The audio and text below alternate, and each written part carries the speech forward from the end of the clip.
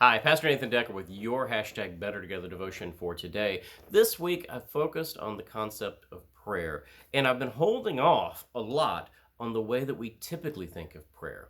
We typically think of prayer, especially when we're growing in a very, very early part of our faith, as simply asking God for things and talking to God about our hopes and our wishes in the world and trying to convince God to shift God's will to align with our will.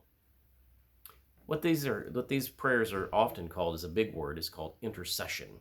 That is praying for things to happen. And intercession prayer is actually more than that. It's praying on behalf of someone else. So whenever you get the prayer list out from the bulletin that says that so and so's going for surgery, or so and so's got cancer, or so and so just had a death in their family, and you're praying for them, you're doing a prayer of intercession. There are times that when I look at situations in the world and situations in life, and I don't know what to say. I just don't know what to say. I think about the times when I've seen earthquakes hit Turkey and Syria, for example, or the war that's ravaging Ukraine, and the soldiers on both sides. One that's fighting for their homeland, the other that's probably fighting a war that they know they're not winning, and yet they don't understand why they're being sent there to fight and die. There are places where my prayers become just a sigh, a nod in that direction. Paul, writing in 1 Corinthians, comforted the church at Corinth by saying there are sometimes prayers that don't require words, but when you're like that, the Spirit will intercede on your behalf.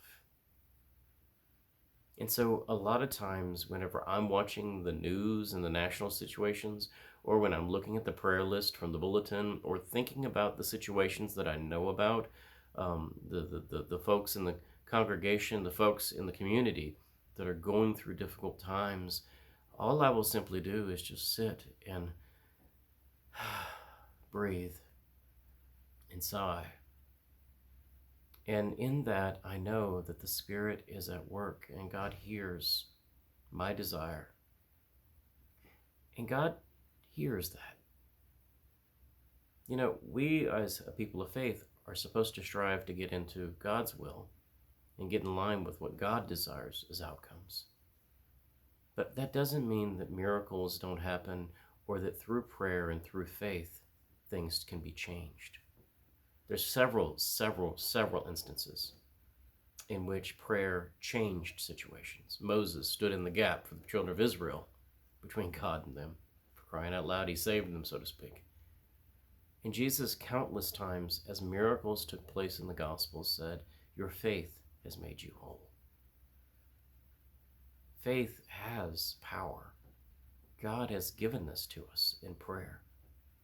So sigh, intercede, send positive thoughts and feelings for each other.